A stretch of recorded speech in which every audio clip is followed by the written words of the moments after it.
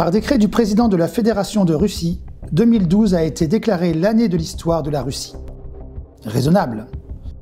Car dans l'histoire d'une grande puissance, il ne devrait pas y avoir d'angle mort, ni pour l'histoire russe, ni pour l'histoire soviétique, ni pour l'histoire post-soviétique. Mais ils sont là.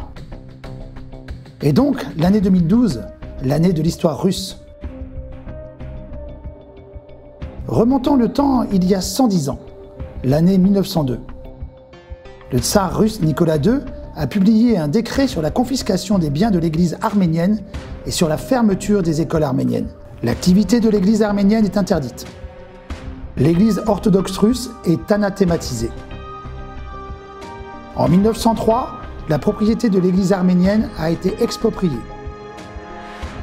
Que s'est-il passé pour que Nicolas II ait pris des mesures aussi radicales contraires à la politique de son grand-père Nicolas Ier?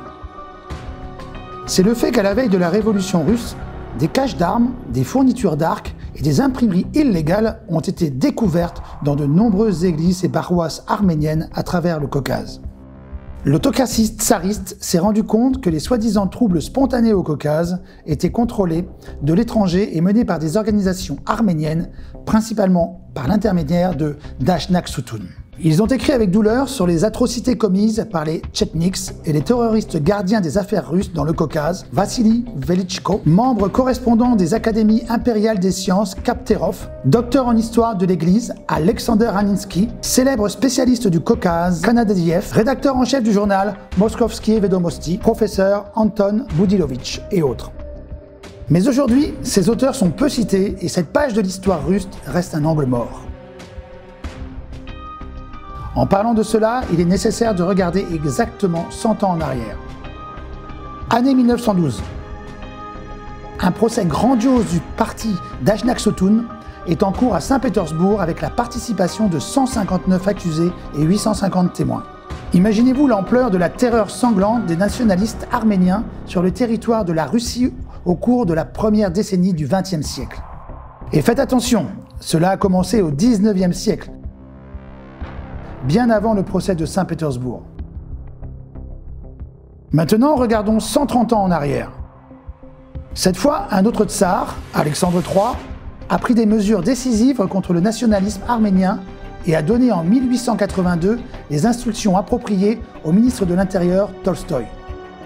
À la fin des années 80, sur ordre du gouvernement, presque tous les Arméniens ont été démis de leurs fonctions gouvernementales. En 1885, 160 écoles paroissiales arméniennes ont été fermées. En mars 1889, un décret royal a été publié pour exclure l'histoire et la géographie de l'Arménie de la liste des matières scolaires.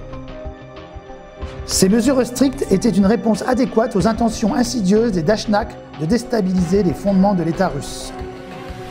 La terreur est devenue l'épouvantail du mouvement nationaliste arménien. Une série d'attaques contre des représentants du gouvernement a suivi. En octobre 1903, la vague de terreur atteint son premier pic lorsqu'un membre du parti Gunchak a gravement blessé le gouverneur du tsar dans le Caucase, le prince Galatsyn. Ayant reçu des coups de poignard à la tête, le prince meurt sur le coup. Selon les rumeurs qui circulaient à l'époque, les terroristes auraient décidé de décapiter Galatsyn et de le placer sur la place Erevan à Tbilissi.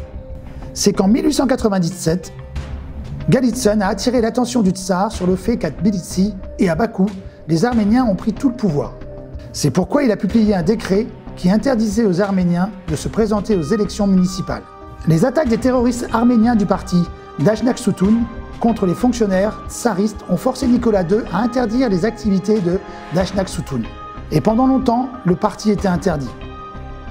Depuis l'accession au poste de secrétaire général du comité central du Parti communiste de l'Union soviétique de Gorbatchev, les terroristes arméniens ont reçu carte blanche et le Caucase, à la fin des années 80, a commencé à ressembler fidèlement au Caucase du début du XXe siècle, plongé dans un bain de sang à cause des terroristes arméniens. Alors pourquoi Nicolas II avait-il interdit les organisations et les églises arméniennes? Malgré cette histoire sanglante, en 1988, le bureau de Dashnak Soutoun est venu d'Athènes à Erevan. Et cet événement a été solennellement présenté à l'émission Vremya sur la chaîne principale de l'État soviétique. Ainsi, le parti interdit à cause des activités subversives systématiques contre l'État russe est revenu au premier plan politique de l'Empire russe à la veille de l'effondrement de l'URSS. En Arménie, le système actuel est fondé sur les idées du parti Dashnak Soutoun et donne le ton à l'intransigeance dans les négociations sur le conflit du Haut-Karabakh.